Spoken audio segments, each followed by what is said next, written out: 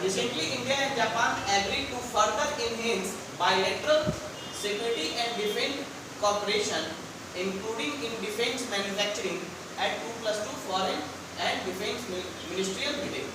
तो ये जो मीटिंग हुआ है उसमें कई सारे मुद्दों पे बात की गई है और उसमें महत्वपूर्ण मुद्दा क्या है कि डिफेंस कोऑपरेशन को इनहेंस करना है ना। डिफेंस कोऑपरेशन को बेहतर और भी बेहतर बनाना है। कैसे बेहतर बनाना है?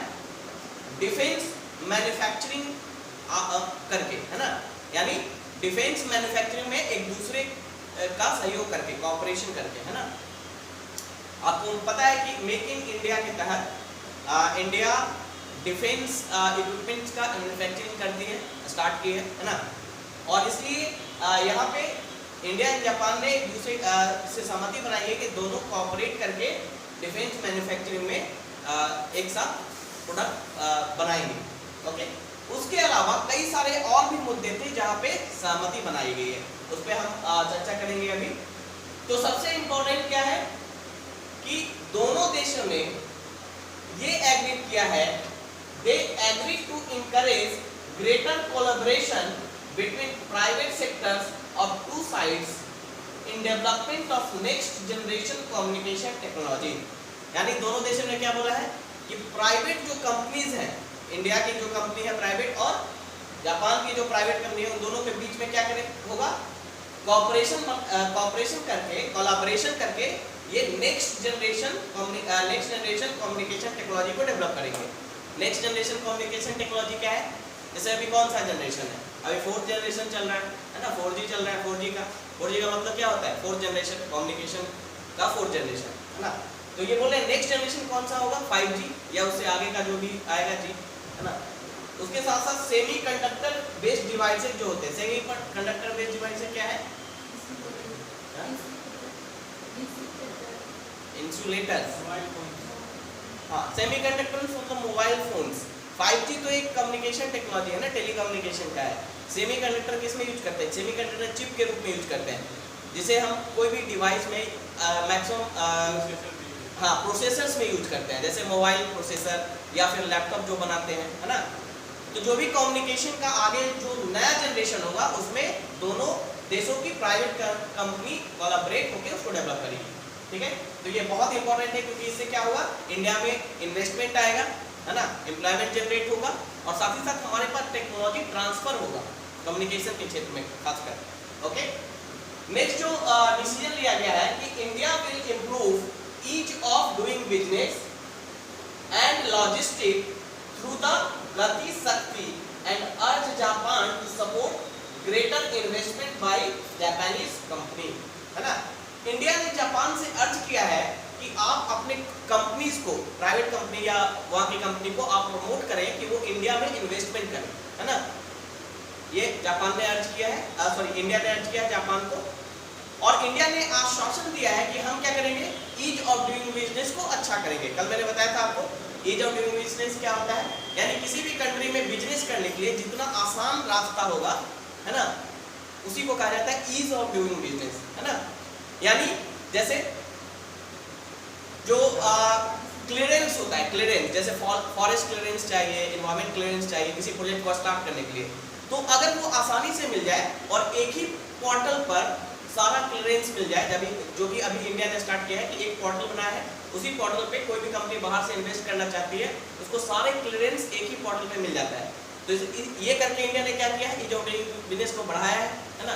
साथ ही साथ और क्या हो सकता है? जो एग्जिट मतलब अगर कोई कंपनी छोड़ के जाना चाहिए तो उसके लिए भी रास्ता आसान किया है। तो ये सब क्या है? ईज ऑफ डूइंग बिजनेस को बढ़ाना, है ना। उसके साथ साथ इंडिया ने बोला है कि लॉजिस्टिक को हम सुधारेंगे। लॉजिस्टिक क्या होता है? हाँ, ट्रांसपोर्टेशन, हाँ की सुविधा। एक किसी भी वस्तु को एक जगह से दूसरे ले जाने के लिए जो सिस्टम यूज होता है उसको बोलते हैं लॉजिस्टिक सेवा, है ना, लॉजिस्टिक सर्विस। उसमें ट्रांसपोर्टेशन भी आता है, हैंडलिंग भी आता है, क्या बोलते हैं उसको, कार्गो हैंडलिंग भी आता है। मतलब सारा वो एक सिस्टम है। लॉजिस्टिक एक क्या है? एक सिस्टम ऑफ सर्विस है। इसमें ट्रांसपोर्टेशन से लेके, हैंडलिंग से लेके, पैकेजिंग से लेके बहुत सारी चीजें आती है। तो इंडिया ने क्या कहा है कि लॉजिस्टिक को भी सुधारेंगे और हम ईज ऑफ डूइंग सुधार रहे हैं, लॉजिस्टिक सुधार रहे हैं। आप अपने कंपनीज को प्रमोट कीजिए ताकि वो इंडिया में इन्वेस्टमेंट करे। और इसी एश्योरेंस पे जापान ने क्या बोला है कि अगले 5 साल में 5 ट्रिलियन yen वो इन्वेस्ट करेगा, है ना। तो फॉरेन इन्वेस्टमेंट के रूप में हमें 5 ट्रिलियन yen मिलेगा जापान की तरफ से, है ना, अगले 5 साल में। तो फॉरेन इन्वेस्टमेंट का क्या इंपॉर्टेंस क्या होता है, क्यों फॉरेन इन्वेस्टमेंट हमारे लिए इंपॉर्टेंट है?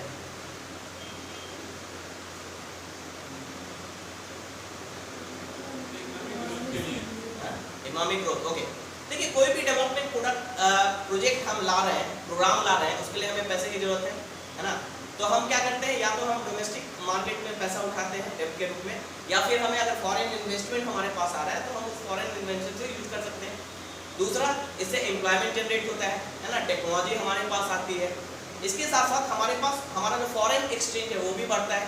फॉरेन एक्सचेंज का जो बास्केट है हमारे यहाँ वो भी बढ़ता है ना। फॉरेन एक्सचेंज में कुछ बास्केट्स होते हैं कुछ करेंसीज का, जैसे एन भी उसमें है फॉरेन एक्सचेंज वाले बास्केट में, तो वो हमारा बढ़ता जाएगा। हमारे फॉरेन एक्सचेंज ज़्यादा होगा तो कभी हमें एक्सपोर्ट करना हो किस चीज़ का, है ना, तो हम हमारे पास वो उतना फॉरेन एक्सचेंज रहेगा। क्योंकि होता क्या है, जैसे इंडिया को कुछ एक्सपोर्ट करना है, सॉरी इंपोर्ट करना है, कभी हमें इंपोर्ट करना हो तो हमारे पास जितना फॉरेन एक्सचेंज होगा उतना अच्छा हमारी स्थिति रहेगी इंपोर्ट की, है ना। क्योंकि जैसे इंडिया को कुछ इंपोर्ट करना है किसी कंट्री से और उस कंट्री ने बोला कि नहीं आप मेरे करेंसी में पे कीजिए, तो इंडिया के पास फॉरेन एक्सचेंज होगा तभी वो कर सकता है। तो फॉरेन एक्सचेंज बढ़ेगा फॉरेन इन्वेस्टमेंट के कारण, है ना। उसके बाद इसके साथ साथ दोनों देशों ने क्या किया है कि agree to deeper cooperation in the area of clean energy including green hydrogen. आपको पता है कि इंडिया ने एक अभी पॉलिसी लाया है, नेशनल ग्रीन हाइड्रोजन पॉलिसी, है ना, जिसके तहत ग्रीन हाइड्रोजन को डेवलप करने की बात की जा रही है। ग्रीन हाइड्रोजन क्या होता है?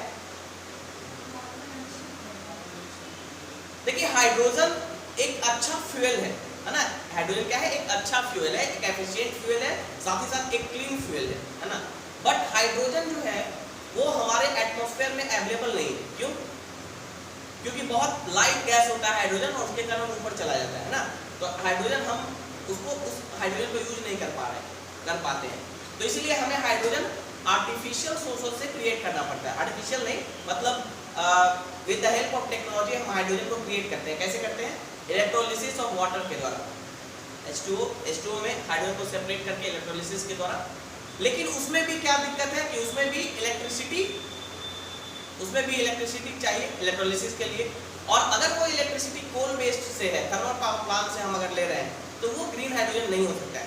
ग्रीन हाइड्रोजन का मतलब है जिसमें थोड़ा सा भी एमिशन ना हो, जीरो एमिशन कार्बन का। तो हम क्या कर रहे हैं कि ऐसा हम जो इलेक्ट्रिसिटी प्रोड्यूस करेंगे इलेक्ट्रोलिसिस के लिए, वो इलेक्ट्रिसिटी भी हम सोलर या विंड एनर्जी से प्राप्त करेंगे, तब वो जो हाइड्रोजन प्रोड्यूस होगा वो क्या होगा? ग्रीन हाइड्रोजन होगा। तो ग्रीन हाइड्रोजन का लक्ष्य है हमारा नेशनल हाइड्रोजन पॉलिसी के तहत, और उसके लिए जापान हमें हेल्प करेगा, है ना, टेक्नोलॉजी वो देगा हमें। क्योंकि जो हाइड्रोजन प्रोड्यूस करने की टेक्नोलॉजी है वो काफ़ी महंगी है। यही सबसे बड़ा ऑब्स्टिकल है हाइड्रोजन को फ्यूल के रूप में यूज करने में। अभी आपने सुना होगा कि फर्स्ट एक हाइड्रोजन फ्यूल बेस्ड कार या व्हीकल डेवलप हुआ है ना। तो agree to deeper cooperation in the area of clean energy including green hydrogen, है ना। तो हमें जापान हमें मदद करेगा, हमें कोऑपरेट करेगा क्लीन एनर्जी को प्रोड्यूस करने में, खासकर ग्रीन हाइड्रोजन। ओके, इसके अलावा PM of India raised issue of easing of travel restriction in this meeting. Okay, मतलब कि अभी क्या है कि जापान में एक ट्रैवल रेस्ट्रिक्शन है। ट्रैवल रेस्ट्रिक्शन मतलब है कि आप अगर जाते हैं जापान तो आपको क्वारंटाइन कर दिया जाता है ना। उसके बाद तो पीएम ने ये अर्ज किया है जापान से कि आप क्वारंटाइन वाला जो रेस्ट्रिक्शन है उसको हटाइए। अगर कोई कोवैक्सीन या कोविशील्ड लिया हुआ है ना व्यक्ति, तो उसे क्वारंटाइन होने की जरूरत नहीं है। तो इसके लिए भी अर्ज किया गया है ताकि पीपल टू पीपल कांटेक्ट और भी बढ़े, ट्रेड को प्रमोशन मिले, है ना। Okay, next, took note of the progress in implementation of a specified skilled worker program and agreed to further scale up। अब ये बहुत ही इंपॉर्टेंट है ये पॉइंट, क्योंकि 2019 में जापान ने एक सिटीजनशिप का स्टेटस इंट्रोड्यूस किया था। तो क्या था? स्पेसिफाइड स्किल्ड वर्कर, यानी टोटल और 2021 में 13 कंट्रीज के साथ इंक्लूडिंग इंडिया उसने एमओयू साइन किया था, मेमोरेंडम ऑफ अंडरस्टैंडिंग, कि वो आप मतलब 13 कंट्री के साथ एमओयू साइन किया है इंक्लूडिंग इंडिया। उससे क्या होगा, अगर इन 13 कंट्री से कोई भी व्यक्ति अगर कुछ स्पेसिफाइड स्किल के साथ जापान जाता है तो उसे काम दिया जाएगा, है ना। ये तो स्पेसिफाइड स्किल्ड वर्कर क्या है, एक सिटीजनशिप स्टेटस है जो जापान ने इंट्रोड्यूस किया है, मतलब इस स्टेटस के साथ आप जापान में रह सकते हैं और काम कर सकते हैं। अगर 14 स्किल्स को इंक्लूड किया गया है, 14 स्किल्स को इंक्लूड किया गया है इसमें, स्पेसिफाइड स्किल्ड वर्कर जो स्टेटस है सिटीजनशिप में 14 स्किल्स को इंक्लूड किया गया है, स्पेसिफाइड किया गया है। इन 14 स्किल के साथ कोई व्यक्ति जाता है जापान में तो वहां रहकर सिटीजनशिप के रूप में एक अलग स्टेटस बना दिया सिटीजनशिप का, है ना, कि एक सिटीजनशिप के रूप में इस स्पेसिफाइड स्किल वर्कर सिटीजनशिप के रूप में वो रहकर वहां पे वर्क कर सकता है ना। और इसके लिए जापान ने 13 कंट्रीज के साथ एमओयू साइन किया है इंक्लूडिंग इंडिया 2021 में। ठीक है, समझ में आया। तो इस मीटिंग में ये भी बोला गया है कि टेक नोट्स, मतलब एक दूसरे से इंफॉर्मेशन एक्सचेंज किया गया कि कैसा ये चल रहा है ना, जो स्पेसिफाइड स्किल्ड वर्कर प्रोग्राम है वो कैसा चल रहा है। और दोनों ने और भी एग्री किया है कि इसको और फर्दर स्केल अप किया जाएगा। स्केल अप मतलब और भी हो सकता है स्किल इसमें डालें, और भी जो 14 स्किल अभी डाला गया है हो सकता है कुछ और स्किल्स को इस कैटेगरी में रखें। तो समझ में आया स्पेसिफाइड स्किल वर्कर, है ना, ये एक सिटीजनशिप स्टेटस है, मतलब 14 स्किल वाले लोग अगर जापान में जाते हैं तो उनको ये सिटीजनशिप का दर्जा दिया जाएगा स्पेसिफाइड स्किल वर्कर के रूप में, और उन्हें जापान में रहकर काम करने की वो अलाउ किया जाएगा, है ना। ओके, अब देखिए कुछ रिसेंट घटनाएं हैं इंडिया और जापान के बीच में जो आपके लिए इंपॉर्टेंट है एग्जामिनेशन पॉइंट ऑफ व्यू से। तो सबसे पहले इंडिया और जापान के बायलैटरल ट्रेड के बारे में जानते हैं। तो इंडिया, जापान जो है इंडिया के लिए 12th लार्जेस्ट ट्रेडिंग पार्टनर है, 12वें नंबर पे आता है। और इंडिया और चाइना के बीच जो वॉल्यूम ऑफ ट्रेड है उसका 1/5 ही जापान के साथ है हमारा, मतलब इंडिया और चाइना के बीच में जो वॉल्यूम ऑफ ट्रेड है उसका 1/5, 5वां भाग ही हमारा जापान के साथ है। और जापान हमारा 12th ट्रेडिंग पार्टनर है ना। हाईएस्ट ट्रेड किसके साथ होता है, सबसे लार्जेस्ट ट्रेड इंडिया का फर्स्ट यूएस के साथ है। इंडिया एक्सपोर्ट ज्यादा करता है यूएस नहीं, वो तो ठीक है, दैट इज अनदर मैटर, वो तो trade off balance of trade India के फेवर में है यूएस के केस में, but highest trading partner US है अभी भी, है ना। सेकंड शायद चाइना है ना।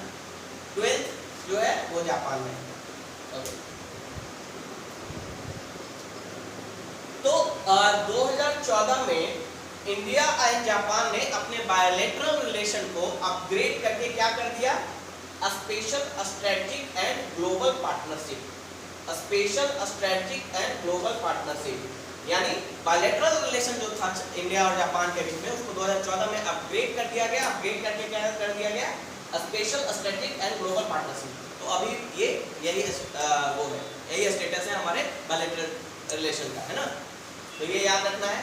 और स्ट्रेटेजिक रिलेशनशिप क्या होता है, स्ट्रेटेजिक पार्टनरशिप मैंने बताया था, कुछ स्ट्रेटजी पे हम लोग कोऑपरेट करते हैं एक दूसरे में, हो सकता है एनवायरनमेंट पे या डिफेंस में। तो जापान के साथ जो हमारा मेन जो स्ट्रेटेजिक पार्टनरशिप है वो किस पे है, डिफेंस पे, है ना, डिफेंस पे और साथ ही साथ टेक्नोलॉजी पे, मतलब कुछ स्ट्रेटजी पे हम लोग एक दूसरे को मदद करते हैं। स्ट्रेटेजिक पार्टनरशिप जिसका भी रहेगा, जैसे इंडिया ब्रिटेन का होगा या किसी के साथ भी, तो किसी ना किसी स्ट्रेटजी पे, है ना, चाहे वो एनवायरनमेंट हो, चाहे डिफेंस हो, चाहे सिक्योरिटी हो, उस पर हम एक दूसरे पे एक को कोऑपरेट करते हैं, है ना। तो स्ट्रेटेजिक पार्टनरशिप जापान के साथ है हमारा, वो किस स्ट्रेटजी में है, किस फील्ड में है, सिक्योरिटी एंड डिफेंस, है ना, सिक्योरिटी एंड डिफेंस के क्षेत्र में। ओके, एक और नया इनिशिएटिव लिया गया है। Recently India, Japan and Australia launched the supply chain resilience initiative. Supply chain resilience initiative क्या है, इंडिया, जापान एंड ऑस्ट्रेलिया ने लिया है। और ये इसका मकसद क्या है, देखिए अभी अगर सप्लाई चेन की आप बात करें तो सबसे जो स्ट्रॉन्ग कंट्री है वो है China. Supply chain, what do you mean by supply chain, क्या है सप्लाई चेन?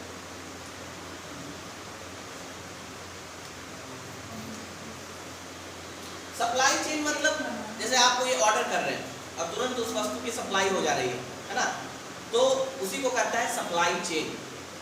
अभी हम इंडिया में कोई मर्चेंट, कोई ट्रेडर्स कोई चीज़ का ऑर्डर करना चाहता है, तो यहाँ की डिमांड है बहुत ज़्यादा, तो वो तुरंत कहाँ फ़ोन लगाएगा या कहाँ कांटेक्ट करेगा? जो इम्पोर्टर है वो सीधे चाइना में फ़ोन लगाएगा, क्योंकि पता है उसे तुरंत वो सप्लाई हो सकता है वो वस्तु, है ना। क्योंकि चाइना का जो सप्लाई चेन है वो काफ़ी एफिशिएंट है, कई सारे कंट्री के साथ वो जुड़ा हुआ है, अपना सप्लाई तुरंत वहाँ पे पहुँचा सकता है ना। यानी पूरे इंडो पैसिफिक रीजन में चाइना का जो सप्लाई चेन है वो काफ़ी स्ट्रांग है, और उसी को काउंटर करने के लिए, है ना, उसी को काउंटर करने के लिए, उसको कंपटीशन देने के लिए इंडिया, जापान एंड ऑस्ट्रेलिया ने supply chain resilience initiative start किया है ना, ताकि इन कंट्रीज का भी सप्लाई बढ़े, है ना, सप्लाई मतलब मार्केट बढ़े। अब जैसे बांग्लादेश है, हो सकता है चाइना से या नेपाल है, चाइना से बहुत सारे वस्तुएं मंगाता है क्योंकि उसका सप्लाई चेन बहुत स्ट्रांग है ना। तो अब ये कंट्रीज क्या करेंगे, अपने सप्लाई चेन को भी एफिशिएंट बनाएंगे, ताकि ये भी अपनी वस्तुओं को, प्रोड्यूस वस्तुओं को वहाँ तक पहुँचा सके, और आपस में भी ये एक दूसरे को सप्लाई कर सके, है ना। In 2020, India and Japan signed logistic agreement. Logistic agreement sign किया गया है इंडिया और जापान के बीच में। लॉजिस्टिक इसलिए एग्रीमेंट कि मतलब वस्तुओं या सेवाओं का आराम से आदान प्रदान किया जा सके, है ना।